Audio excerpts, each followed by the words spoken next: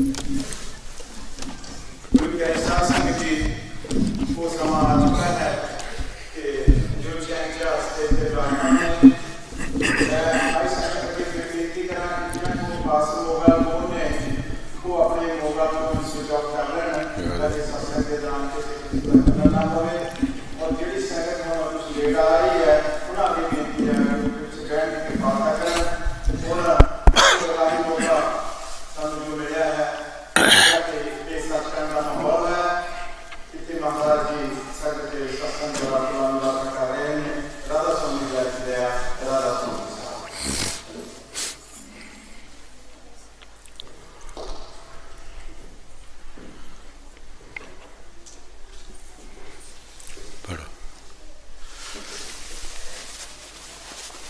बाणी स्वामी जी महाराज शब्द तीसरा। धोखा मत खाना जग आए प्यारे,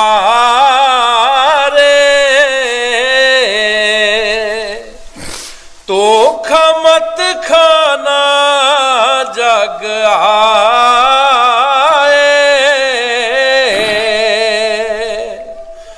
धोखा मत खाना जग आए प्यारे,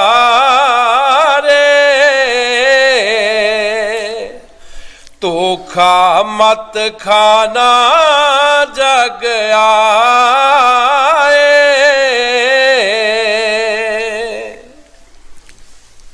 ये बाणी स्वामी जी महाराज दी है।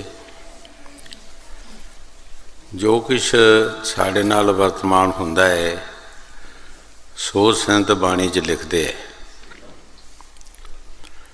असी हर गल का धोखा खा रहे हैं। ये मन सानू धोखा दे रहा।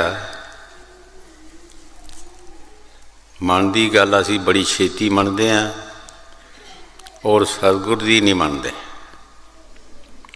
मन एक सकेंडा विच सानू बदल लैंदा है।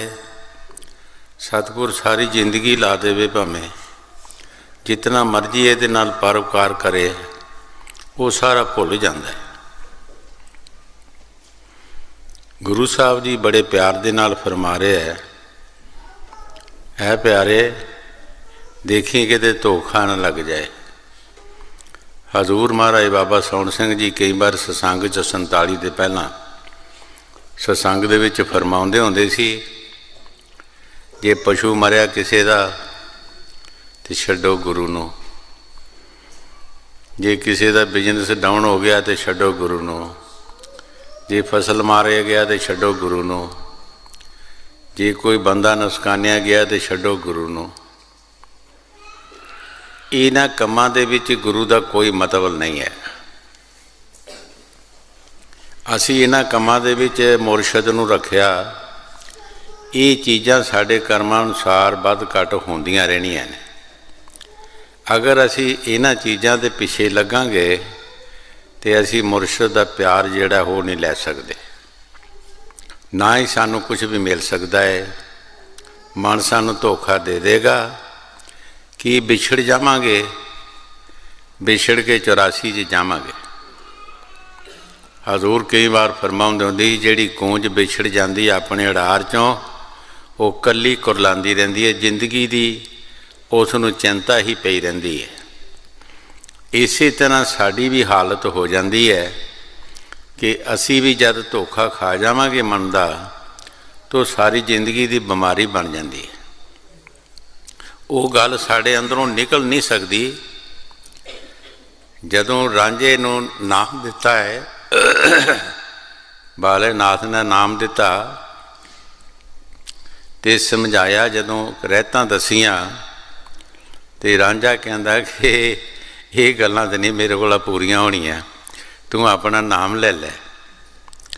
उन्हें कहा नाम तो नहीं हुण वापस हो सकता, नाम तो तेरे रूम रूम च अजर गया है।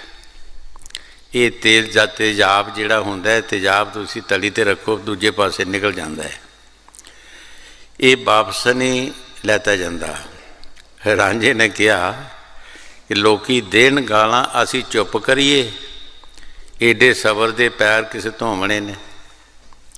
ਕਹਿੰਦੇ ਲੋਕੀ ਗਾਲਾਂ ਦੇਣਗੇ ਤੇ ਅਸੀਂ ਚੁੱਪ ਕਰਾਂਗੇ? ਇੰਨਾ ਸਬਰ ਸਾਡੇ ਪਾਸੋਂ ਨਹੀਂ ਹੋਣਾ। ਤੂੰ ਆਪਣਾ ਨਾਮ ਲੈ ਲੈ। ਉਹਨਾਂ ਕਿਹਾ ਹੁਣ ਨਾਮ ਨਹੀਂ ਲੈਤਾ ਜਾਂਦਾ, ਨਾਮ ਨਹੀਂ ਵਾਪਸ ਹੁੰਦਾ, ਇਹ ਤੈਨੂੰ ਕਰਨਾ ਹੀ ਪਏਗਾ। ਇਸ ਵਾਸਤੇ ਭਾਵੇਂ ਅਸੀਂ ਛੱਡ ਦਈਏ, ਰੱਖ ਲਈਏ, ਮੁਰਸ਼ਿਦ ਦਾ ਲੜ ਛੱਡ ਦਈਏ, ਸਾਧ ਸੰਗਤ ਨੂੰ ਛੱਡ ਦਈਏ, ਮਗਰ ਉਹ ਜਿਹੜੀ ਚੀਜ਼ ਵਿੱਚ ਅਤਰ ਗਈ ਆ ਉਹ ਨਹੀਂ ਨਿਕਲ ਸਕਦੀ। ਉਹ ਇੱਕ ਚਿੰਤਾ ਦਾ ਖਜ਼ਾਨਾ ਬਣ ਜਾਂਦਾ ਬੰਦੇ ਨੂੰ। ਮਨ ਧੋਖਾ ਦੇ ਦਿੰਦਾ। ਬੜਿਆਂ ਨੂੰ ਧੋਖਾ ਮਨ ਨੇ ਦੇ ਦਿੱਤਾ। ਪਰਾਸਰ ਰਿਸ਼ੀ ਜੀ ਯੋਗ ਅਭਿਆਸ ਕਰਕੇ ਆਪਣੇ ਘਰ ਨੂੰ ਜਾ ਰਹੇ ਸੀ। ਦਰਿਆ ਨੂੰ ਲੰਘਦੇ ਹੀ ਧੋਖਾ ਲੱਗ ਗਿਆ, ਮਨ ਨੇ ਧੋਖਾ ਦੇ ਦਿੱਤਾ, ਮਾਰਿਆ ਗਿਆ। ਯੋਗ ਅਭਿਆਸ ਜਿਹੜਾ ਖਤਮ ਹੋ ਗਿਆ। ਦਰਵਾਸ਼ਾ ਜੀ, ਜਿਸ ਦਾ ਆਦਰ ਮਾਣ ਕ੍ਰਿਸ਼ਨ ਭਗਵਾਨ ਵੀ ਮਹਾਰਾਜ ਕਰਦੇ ਹੁੰਦੇ ਸਨ, ਪਰਸ਼ਰਾ ਨੇ ਆ ਕੇ ਸਵਰਗਾਂ 'ਚੋਂ ਲੁੱਟ ਲਿਆ। ਧੋਖਾ ਦੇ ਗਿਆ ਮਨ ਦਾ ਧੋਖਾ ਦਿੱਤਾ ਹੋਇਆ ਜਿਹੜਾ, ਇਹ ਕਦੀ ਵੀ ਪੂਰਾ ਨਹੀਂ ਹੋ ਸਕਦਾ। 88,000 ਵਰਸ ਰਿਸ਼ੀ ਨੇ ਤਪੱਸਿਆ ਕੀਤੀ, ਮਨ ਨੇ ਧੋਖਾ ਦਿੱਤਾ, 1 ਮਿੰਟਾਂ 'ਚ ਖਤਮ ਹੋ ਗਿਆ। ਕਦ 88,000 ਵਰਸ ਮੁੜ ਕੇ ਤਪੱਸਿਆ ਕਰੇਗਾ ਔਰ ਆਪਣੀ ਜਗ੍ਹਾ 'ਤੇ ਖੜਾ ਹੋਏਗਾ। ਇਸ ਵਾਸਤੇ ਸਵਾਮੀ ਜੀ ਮਹਾਰਾਜ ਬਾਣੀ 'ਚ ਫਰਮਾ ਰਹੇ ਹੈ ਕਿ ਸਾਨੂੰ ਹਰ ਚੀਜ਼ ਧੋਖਾ ਦੇ ਰਹੀ ਹੈ। ਸਾਡਾ ਸਰੀਰ ਸਾਨੂੰ ਧੋਖਾ ਦੇ ਰਿਹਾ, ਸਾਡੀ ਅਕਲ ਸ਼ਕਲ ਸਾਨੂੰ ਧੋਖਾ ਦੇ ਰਹੀ ਹੈ। ਸੂਰਦਾਸ ਅੰਨਾ ਨਹੀਂ ਸੀ ਹੈਗਾ। ਸੂਰਦਾਸ ਅੰਨਾ ਨਹੀਂ ਸੀ, ਅੰਨਾ ਹੋਇਆ ਸੀ ਕਿਉਂਕਿ ਅੱਖਾਂ ਨੂੰ ਸਮਝਾਇਆ, ਅੱਖਾਂ ਆਖੇ ਨਹੀਂ ਲੱਗੀਆਂ। ਬੜਾ ਸਮਝਾਇਆ ਉਸਨੇ, ਬਹੁਤ ਕੋਸ਼ਿਸ਼ ਕੀਤੀ ਸਮਝਾਉਣ ਦੀ, ਇਹ ਅੱਖਾਂ ਆਖੇ ਨਹੀਂ ਲੱਗੀਆਂ। ਫਿਰ ਸਲਾਈਆਂ ਪਖਾ ਕੇ ਲੋਹੇ ਦੀਆਂ ਅੱਖਾਂ ਦੇ ਵਿੱਚ ਫੇਰ ਦਿੱਤੀਆਂ ਕਿ ਜੇ ਤੁਸੀਂ ਨਹੀਂ ਸਮਝਦੀਆਂ ਤਾਂ ਜ਼ਿੰਦਗੀ ਭਰ ਤੁਸੀਂ ਇਸ ਤਰ੍ਹਾਂ ਰਹੋਗੀਆਂ, ਇਹ ਸਜ਼ਾ ਤੁਹਾਨੂੰ ਰਹੇਗੀ। ਸੂਰਦਾਸ ਕੋਈ ਅੰਨਾ ਨਹੀਂ ਸੀ, ਉਹ ਬਹੁਤ ਅੱਛਾ ਹੀ ਬੜੇ ਕਵਿਤਾ ਲਿਖਦਾ ਸੀ, ਬਾਣੀ ਲਿਖਦਾ ਸੀ, ਰਾਗ ਬਹੁਤ ਅੱਛੀ ਸੀ। ਲੇਕਿਨ ਜਦੋਂ ਅੱਖਾਂ ਨੇ ਧੋਖਾ ਦਿੱਤਾ, ਅੱਖਾਂ ਨੂੰ ਸਮਝਾਇਆ, ਨਹੀਂ ਸਮਝੀ ਉਹਨੇ, ਫਿਰ ਆਖਰ ਉਹਨਾਂ ਨੂੰ ਸਜ਼ਾ ਦੇ ਦਿੱਤੀ। ਸਾਨੂੰ ਹਰ ਬੰਦੇ ਨੂੰ ਹਰ ਚੀਜ਼, ਸਾਡੇ ਸਰੀਰ ਜਿਹੜਾ, ਇਹ ਸਾਡੀਆਂ ਅੱਖਾਂ ਸਾਨੂੰ ਧੋਖਾ ਦੇ ਰਹੀਆਂ, ਸਾਡਾ ਬੋਲ ਚਾਲ ਸਾਨੂੰ, ਕੰਨ ਸਾਨੂੰ ਧੋਖਾ ਦੇ ਰਹੇ, ਸੁਣੀ ਸੁਣਾਈ ਗੱਲ ਤੋਂ ਅਸੀਂ ਲੜਾਈ ਝਗੜਾ ਕਰਕੇ ਤੋਂ ਜੇਲ੍ਹਾਂ ਵਿੱਚ ਜਾਣਾ ਸ਼ੁਰੂ ਕਰ ਦਿੰਦੇ ਹਾਂ, ਅਦਾਲਤਾਂ 'ਚ ਭੁਗਤਦੇ ਹਾਂ। ਹਰ ਚੀਜ਼ ਸਾਨੂੰ ਧੋਖਾ ਦੇ ਰਹੀ ਹੈ। ਇਸ ਵਾਸਤੇ ਸਵਾਮੀ ਜੀ ਮਹਾਰਾਜ ਫਰਮਾਉਂਦੇ ਹੈ ਕਿ ਜੋ ਤੈਨੂੰ ਸਤਿਗੁਰ ਕਹਿੰਦਾ ਸੋ ਕਰ। ਤੂੰ ਇਸ ਮਨ ਦੀ ਗੱਲ ਮੰਨੀ ਨਾ। ਜਿਸ ਦਿਨ ਵੀ ਤੂੰ ਮਨ ਦੀ ਗੱਲ ਮੰਨੀ, ਉਸ ਦਿਨ ਸਮਝ ਲੈ ਤੂੰ ਧੋਖਾ ਲੱਗ ਗਿਆ ਤੈਨੂੰ। ਗੁਰ ਕਹੇ ਕਰੋ ਤੁਮ ਸੋਈ, ਮਨ ਕੇ ਚੱਲੋ ਮਤ ਕੋਈ। ਜਿਸ ਦਿਨ ਵੀ ਤੂੰ ਮਨ ਦੀ ਗੱਲ ਮੰਨੀ, ਉਸ ਦਿਨ ਸਮਝ ਲਈ ਕਿ ਤੇਰਾ ਕੀਤਾ ਕਰਾਇਆ ਸਭ ਮਿੱਟੀ 'ਚ ਮਿਲ ਗਿਆ। ਔਰ ਤੇਰੇ ਅੰਦਰ ਉਹ ਤਾਕਤ ਆ ਰਹੀ ਹੈ। ਉੱਥੇ ਮਹਿਫਲਾਂ ਦਾ ਕੰਮ ਨਹੀਂ, ਪਾਰਟੀਆਂ ਦਾ ਕੰਮ ਨਹੀਂ, ਉੱਥੇ ਇਕੱਲਿਆਂ ਬੈਠ ਕੇ ਤੈਨੂੰ ਉਹਦੇ ਨਾਲ ਆਪਣੀ ਬਿਰਤੀ ਨੂੰ ਜੋੜਨਾ ਪੈਣਾ। ਤੂੰ ਬੈਠ ਅਕੇਲਾ ਧਿਆਨ ਧਰ ਤੋ ਮਿਲੇ ਨਿਸ਼ਾਨੀ ਸ਼ਬਦ ਕੀ। ਸਵਾਮੀ ਜੀ ਮਹਾਰਾਜ ਫਰਮਾਉਂਦੇ ਹੈ ਕਿ ਤੂੰ ਇਕੱਲਾ ਬੈਠ ਔਰ ਇਕੱਲਾ ਬੈਠ ਕੇ ਅੰਦਰ ਧਿਆਨ ਧਰ। ਤੇਰੇ ਅੰਦਰ ਸ਼ਬਦ ਆ ਰਿਹਾ ਹੈ, 24 ਘੰਟੇ ਆ ਰਿਹਾ। ਇਹ ਮਹਿਫਲਾਂ ਦਾ ਕੋਈ ਕੰਮ ਨਹੀਂ, ਪਾਰਟੀਆਂ ਦਾ ਕੋਈ ਕੰਮ ਨਹੀਂ। ਤੈਨੂੰ ਇਕੱਲਿਆਂ ਹੀ ਬੈਠਣਾ ਪਏਗਾ। ਇਕੱਲਿਆਂ ਬੈਠਣਾ ਬਹੁਤ ਔਖਾ ਹੈ। ਕਈ ਵਾਰ ਅਸੀਂ ਵਿਚਾਰ ਕੀਤੀ ਹੈ ਕਿ ਬਾਬਾ ਜੀ ਨੇ ਇੱਕ ਛੋਟੀ ਜਿਹੀ ਜਗ੍ਹਾ ਦੇ ਵਿੱਚ 5-6 ਫੁੱਟ ਗੁਫਾ ਦੇ ਵਿੱਚ ਇਕੱਲਿਆਂ ਬੈਠ ਕੇ ਤਪੱਸਿਆ ਕੀਤੀ 40 ਸਾਲ, ਕਿਸੇ ਦੀ ਗੱਲ ਨਹੀਂ ਮੰਨੀ, ਮਨ ਦੇ ਕਹਿਣੇ 'ਤੇ ਨਹੀਂ ਚਲੇ। ਜੋ ਮੁਰਸ਼ਿਦ ਨੇ ਕਿਹਾ ਸੋ ਕੀਤਾ। 40 ਸਾਲ ਤਪੱਸਿਆ ਕੀਤੀ, ਮਨ ਦੀ ਨਹੀਂ ਮੰਨੀ। एक छोटी जी जगह की इन्नी जगह फैल गई है, इतना उसका वाधा हो गया, कोई पता ही नहीं लगता कि कितनी वो फैल गई है, कित्थों तक चला गई है। इस वास्ते स्वामी जी महाराज जो कुछ बाणी च फरमा रहे हैं, क्योंकि संत जो साढ़े ते वर्तमान होंदा है वो संत सानू बाणी राहें दसदे है कि देखियो किते धोखा ना खा जाए। जदों तुसी धोखा खा गए समझ लो उस वक्त गए, जदों मन की गल मन लई उस वक्त तुसी गए। उस वक्त कोई तुहाडे पास चाहे तुसी जग मोशे कीते है, चाहे तीर्थ कीते है, चाहे कोई तपस्या कीती है, बिल्कुल खत्म हो जानी सारी। इस वास्ते संत सानू बड़े तरीके नाल समझाउंदे है, ऐ प्यारे तू जग ते आया है, देखी किते धोखा ना खा जाए। जिन्हां लोगों ने धोखा खा लिया, चाहे कोई ऋषि होया, चाहे कोई साधु है, चाहे कोई मुनि है, चाहे तपस्वी है, उन्हां दी इतिहास जिहड़े चल रहे हैं। राजे इंद्र नूं धोखा लगा, इंद्रापुरी का राज करदा होई उसनूं मात लोक दे विच आउणा पिया और गौतम ऋषि दे कर कुकर कर्म कीता, सारी जिंदगी नूं रोग ला लिया। इस वास्ते स्वामी जी महाराज बाणी च फरमा रहे है कि है प्यारे देखी किते धोखा ना खा जी। जगत ते आउणा बारों बार नहीं, जगत ते आउणा साडा बहुत मुश्किल है। असी 84 का चक्कर भुगत के इस संसार ते आए हैं और मनुष्य जन्म दे विच ये मनुष्य जन्म सारिया जन्मां का अवसर है और एक मुक्ति का दरवाजा है। चाहे असी अंदर चला जाइए, चाहे असी बाहर चला जाइए, इस तो बाद होर कोई भी सानू समा नहीं मिलना। ये समा सानू बहुत ही वधिया समा मिलिया है, अच्छा समा मिलिया है, एक हीरा जन्म मिलिया जिसकी कोई कीमत नहीं, कोई कीमत नहीं। एक एक श्वास साढ़े दी कोई कीमत नहीं जो परमात्मा सानू दे रहा है। कबीर साहब जी महाराज जदों दुनिया में आए, देखिया कि की दुनिया की कर रही है, की मंग रही है। ये जिहड़े परमात्मा ने सानू श्वास दिते है, कितनी कीमत है। असी इन्हों किस तरह मिट्टी च रोल रहे हैं, इन्हों पासों असी कोई फायदा नहीं लै रहे। कबीर साहब जी महाराज फरमाउंदे है, कहता हूँ क्या कहूँ क्या बजाऊँ ढोल, श्वासा खाली जात है 3 लोक का मूल।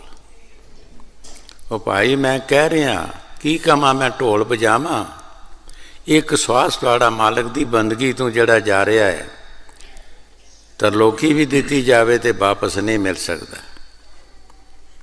जे वापस मिलना तो राजे महाराजे लै सकते हैं, बड़े बड़े अरबापति शाहूकार जिहड़े आ खरीद सकते हैं।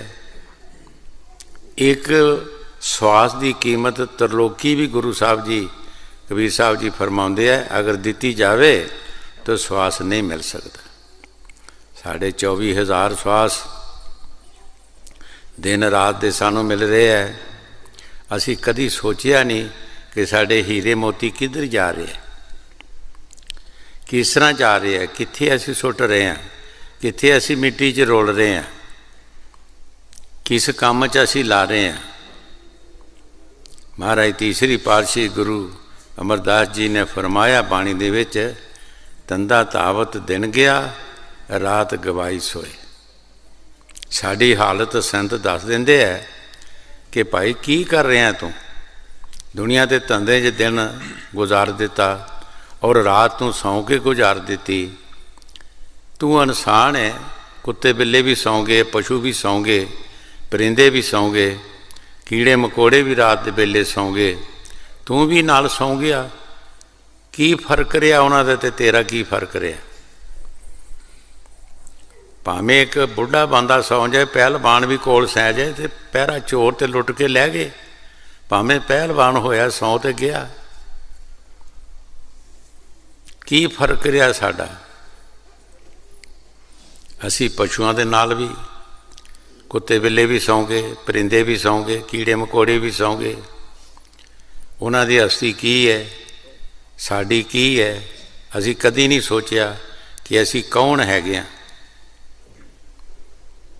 ਕਿਤਨਾ ਹੀ ਪਰਮਾਤਮਾ ਨੇ ਸਾਨੂੰ ਸੋਚ ਸਮਝ ਦਿੱਤੀ ਹੈ ਅਤੇ ਕੀ ਕੁਛ ਅਸੀਂ ਕਰ ਸਕਦੇ ਹਾਂ ਅਤੇ ਕੀ ਕਰ ਰਹੇ ਹਾਂ, ਇਹਦੇ ਬਾਰੇ ਅਸੀਂ ਕਦੀ ਸੋਚਿਆ ਨਹੀਂ। ਇਹ ਫਕੀਰ ਹੀ ਆ ਕੇ ਇੱਥੇ ਸੋਚਦੇ ਹੈ, ਜਿਹੜੇ ਸਾਨੂੰ ਇੱਕ ਇੱਕ ਸਵਾਸ ਬਾਰੇ ਵੀ ਦੱਸਦੇ ਆ ਕਿ ਖਾਲੀ ਨਹੀਂ ਜਾਣਾ ਚਾਹੀਦਾ, ਸਾਸ ਗੁਰਾਸ ਨਾ ਵਿਸਰੇ, ਖਾਂਦਿਆਂ ਪੀਂਦਿਆਂ ਵੀ ਨਾ ਵਿਸਰੇ, ਸੌਂਦਿਆਂ ਵੀ ਨਾ ਵਿਸਰੇ, ਚਲਦਿਆਂ ਫਿਰਦਿਆਂ ਵੀ ਨਾ ਤੂੰ ਉਸ ਨੂੰ ਵਿਸਾਰ, ਤੂੰ ਹਰ ਵਕਤ ਹੀ ਉਹਨੂੰ ਯਾਦ ਰੱਖ।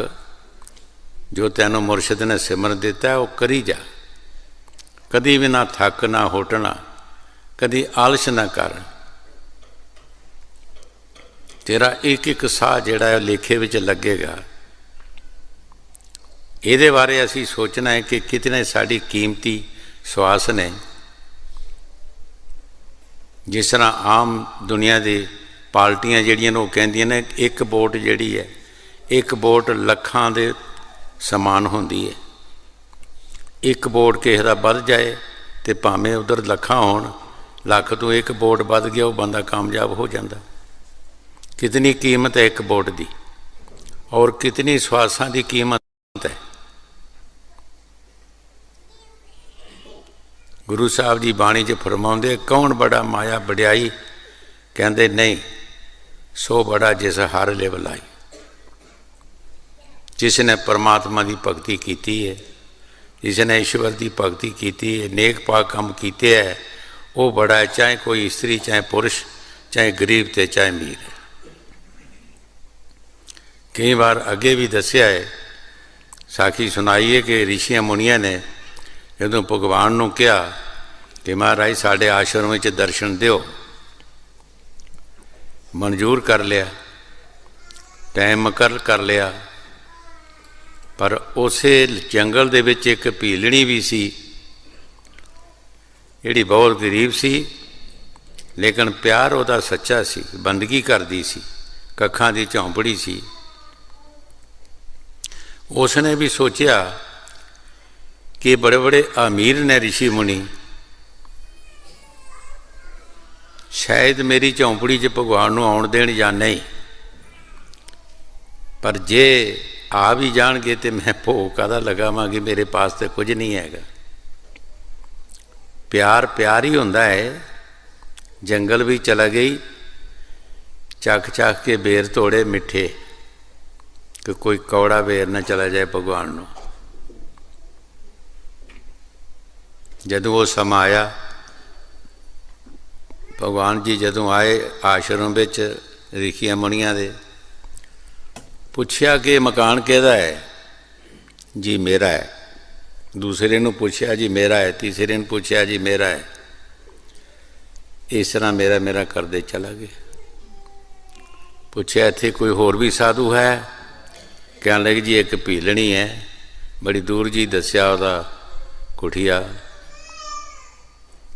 ਭਗਵਾਨ ਜੀ ਉੱਥੇ ਚਲਾ ਗਏ। ਪੁੱਛਿਆ ਕਿ ਝੌਂਪੜੀ ਕਿਸ ਦੀ ਹੈ?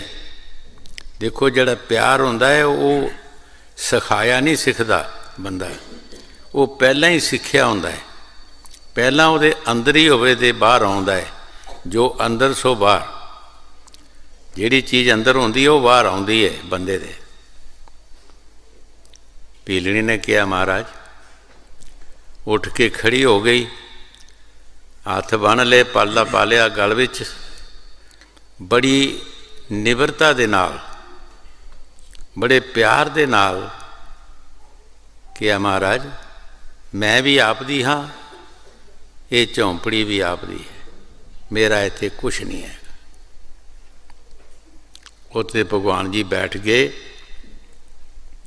ਔਰ ਜੂਠੇ ਬੇਰ ਭੀਲਣੀ ਦੇ ਖਾਧੇ। ਸਾਰੇ ਰਿਸ਼ੀ ਮੁਨੀ ਜਿਤਨੇ ਵੀ ਸੀ ਸਾਰੇ ਪਰੇਸ਼ਾਨ ਹੋਏ ਕਿ ਕੀ ਬਣਿਆ। ਸਾਡੇ ਆਲੀਸ਼ਾਨ ਮਕਾਨ, ਅੱਛੇ ਅੱਛੇ ਅਸੀਂ ਖਾਣੇ ਬਣਾਏ, ਭਗਵਾਨ ਜੀ ਸਾਡੇ ਮਕਾਨਾਂ 'ਚ ਬੈਠੇ ਨਹੀਂ, ਸਾਡੇ ਖਾਣੇ ਨਹੀਂ ਖਾਧੇ। ਪਰੇਸ਼ਾਨ ਜੇ ਹੋ ਗਏ।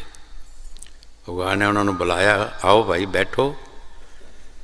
ਮੈਂ ਸਭ ਤੋਂ ਪਹਿਲਾਂ ਤੁਹਾਨੂੰ ਪੁੱਛਿਆ, ਤੁਸੀਂ ਕਿਸੇ ਨੇ ਮੈਨੂੰ ਨਹੀਂ ਕਿਹਾ ਕਿ ਤੁਹਾਡਾ ਮਕਾਨ ਹੈਗਾ। ਤੁਸੀਂ ਆਪਣੇ ਆਪਣੇ ਮਕਾਨ ਦੱਸਿਆ, ਕਿਸੇ ਦੇ ਮਕਾਨ 'ਚ ਕਿੱਦਾਂ ਕੋਈ ਬੈਠ ਸਕਦਾ ਹੈ?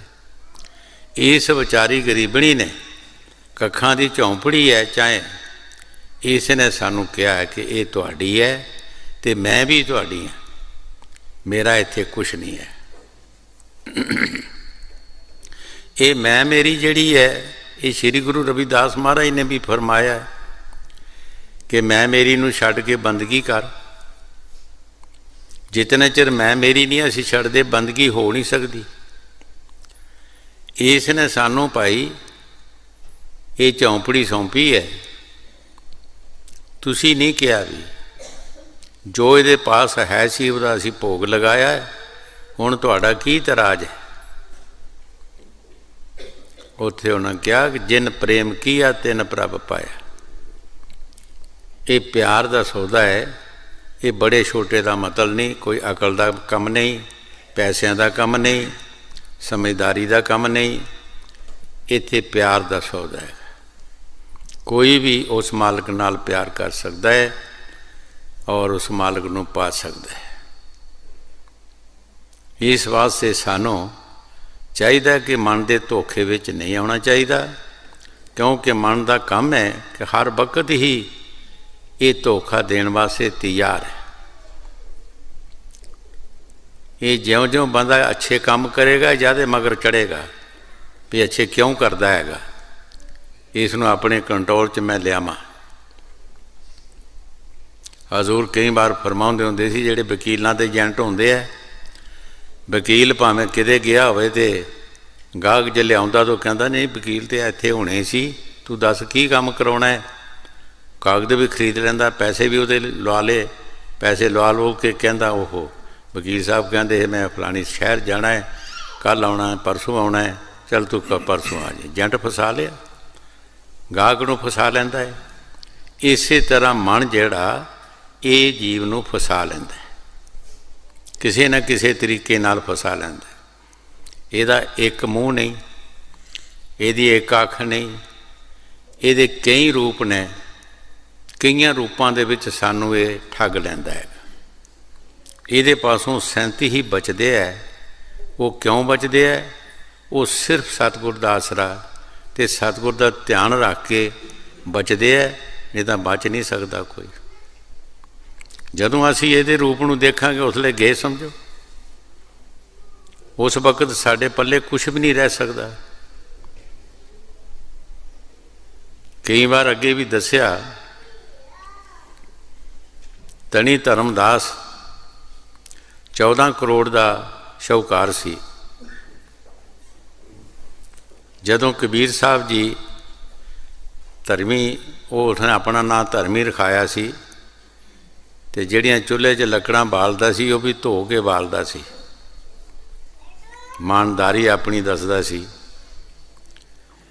ਇੱਕ ਵਾਰ ਕਬੀਰ ਸਾਹਿਬ ਨੇ ਸੋਚਿਆ ਹੈ ਅਤੇ ਇਮਾਨਦਾਰ ਹੈ ਪਰ ਗਲਤ ਪਾਸੇ ਜਾ ਰਿਹਾ ਹੈ। ਕਬੀਰ ਸਾਹਿਬ ਨੇ ਜਾ ਕੇ ਚੁੱਲ੍ਹੇ 'ਚੋਂ ਲੱਕੜ ਕੱਢ ਕੇ ਬਾਹਰ ਮਾਰੀ, ਹਜ਼ਾਰਾਂ ਹੀ ਜੀਵ ਉਹਦੇ ਵਿੱਚੋਂ ਨਿਕਲੇ। ਜਦੋਂ ਹਜ਼ਾਰਾਂ ਜੀਵ ਨਿਕਲੇ, ਕਬੀਰ ਸਾਹਿਬ ਨੇ ਕਿਹਾ ਉਹ ਧਰਮੀ ਆ, ਇਹ ਧਰਮ ਹੈ, ਤੂੰ ਧਰਮੀ ਨਾਂ ਰਖਾਇਆ ਆਪਣਾ।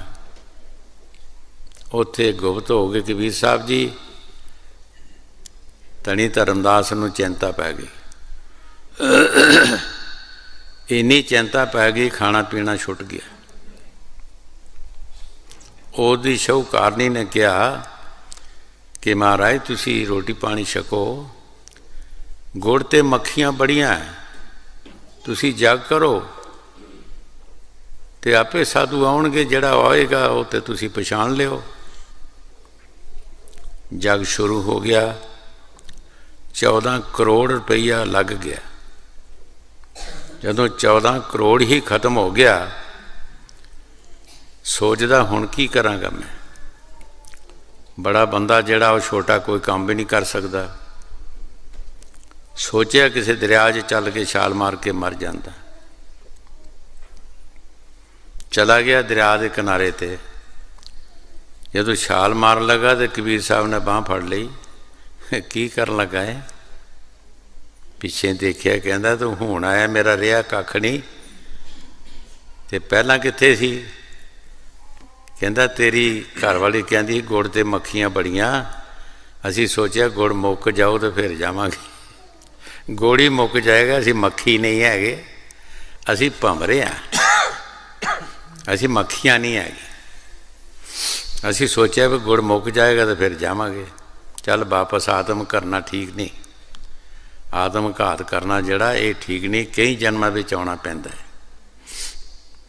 ਧਨੀ ਧਰਮਦਾਸ ਨੂੰ ਨਾਮ ਬਖਸ਼ਿਆ ਔਰ ਸਾਰੇ ਪਰਿਵਾਰ ਨੂੰ ਇੱਕ ਲੜਕੇ ਨੇ ਨਾਮ ਨਹੀਂ ਲਿਆ, ਉਹ ਕਿਸੇ ਹੋਰ ਨੂੰ ਮੰਨਦਾ ਸੀ। ਆਖਿਰ ਧਨੀ ਧਰਮਦਾਸ ਨੇ ਇਹ ਬੇਨਤੀ ਕੀਤੀ ਕੀਵੀਰ ਸਾਹਿਬ ਅੱਗੇ ਕਿ ਮਹਾਰਾਜ ਮੈਂ ਹੁਣ ਕੁਛ ਨਹੀਂ ਮੰਗਦਾ, ਮੈਨੂੰ ਇੱਕ ਚੀਜ਼ ਦਿਓ ਕਿ ਮੇਰਾ ਧਿਆਨ ਤੁਹਾਡੇ ਚਰਨਾਂ 'ਚ ਰਹੇ, ਹੋਰ ਕਿਸੇ ਪਾਸੇ ਨਾ ਜਾਵੇ। ਮੈਂ ਨਾ ਹੁਣ ਦੌਲਤ ਮੰਗਦਾ, ਨਾ ਕੋਈ ਪਰਿਵਾਰ ਮੰਗਦਾ, ਨਾ ਮਾਣ ਵਡਿਆਈ ਮੰਗਦਾ ਹਾਂ, ਸਿਰਫ ਇੱਕ ਚੀਜ਼ ਮੰਗਦਾ ਕਿ ਮੇਰਾ ਧਿਆਨ ਤੁਹਾਡੇ ਚਰਨਾਂ 'ਚ ਰਹੇ, ਹੋਰ ਕਿਤੇ ਪਾਸੇ ਨਾ ਜਾਵੇ। ਸੋ ਜਦੋਂ ਸਾਡਾ ਧਿਆਨ ਜਿਹੜਾ ਕਿਸੇ ਹੋਰ ਪਾਸੇ ਜਾਂਦਾ ਹੈ, ਉਦੋਂ ਅਸੀਂ ਠੱਗੇ ਜਾਂਦੇ ਹਾਂ, ਕਿਉਂਕਿ ਠੱਗਾਂ ਦੇ ਹੱਥ ਚੜ੍ਹ ਜਾਂਦੇ ਹਾਂ ਅਸੀਂ। ਇੱਕ ਫਕੀਰ ਨੇ ਬੜਾ ਸੋਹਣਾ ਫਰਮਾਇਆ, ਇੱਥੋਂ ਉੱਡ ਜਾ ਭੋਲਿਆ ਪੈਂਛੀਆ, ਲੈ ਤੂੰ ਆਪਣੀ ਜਾਨ ਬਚਾ, ਇੱਥੇ ਡਾਕੇ ਪੈਣ ਦੁਪਹਿਰ ਨੂੰ, ਤੇਰਾ ਦੇਣਗੇ ਆਲੜਾ ਢਾ, ਇੱਥੇ ਘਰ ਘਰ ਫਾਹੀਆਂ ਗੱਡੀਆਂ, ਤੈਨੂੰ ਦੇਣਗੇ ਫਾਇਲਾ। ਦੁਪਹਿਰ ਕਿਹੜੀ ਹੈ? ਇਹਦੀ ਜੋਬਨ ਅਵਸਥਾ। ਡਾਕੇ ਕੌਣ ਮਾਰਦੇ ਨੇ? ਕਾਮ ਕ੍ਰੋਧ ਮੋਹ ਲੋਭ ਹੰਕਾਰ, ਉਹ ਇਹਦਾ ਆਲੜਾ ਸਰੀਰ ਜਿਹੜਾ ਤੁੰਬ ਦਿੰਦੇ। ਔਰ ਜਿਸ ਪਾਸੇ ਵੀ ਤੁਸੀਂ ਮੂੰਹ ਕਰੋਗੇ ਉੱਥੇ ਫਾਈ ਲੱਗੀ ਹੈ, ਠੱਗ ਤਿਆਰ ਹੈਗੇ ਨੇ ਠੱਗਣ ਵਾਸਤੇ। ਇਸ ਵਾਸਤੇ ਸੰਤ ਸਾਨੂੰ ਇਹੀ ਸਮਝਾਉਂਦੇ ਆ ਕਿ ਭਾਈ ਦੇਖਿਓ ਕਿਤੇ ਠੱਗਾਂ ਦੇ ਹੱਥ ਨਾ ਚੜ੍ਹ ਜਾਇਓ। ਇੱਥੇ ਬੜੀ ਮੁਸ਼ਕਿਲ ਤੁਹਾਨੂੰ ਇਹ ਜਨਮ ਮਿਲਿਆ ਹੈ, ਜੇ ਜਗਤ 'ਤੇ ਆਇਓ ਤਾਂ ਫਿਰ ਕੋਈ ਅੱਛਾ ਕੰਮ ਕਰ ਲਓ, ਨੇਕ ਪਾਕ ਕੰਮ ਕਰੋ ਔਰ ਭਜਨ ਸਿਮਰਨ ਕਰੋ, ਸਾਧ ਸੰਗਤ ਦੀ ਸੇਵਾ ਕਰੋ, ਤਾਂ ਕਿ ਜਿਹਦੇ ਵਿੱਚ ਤੁਹਾਨੂੰ ਕੁਛ ਮਿਲਣਾ ਹੈਗਾ। ਹਾਂਜੀ।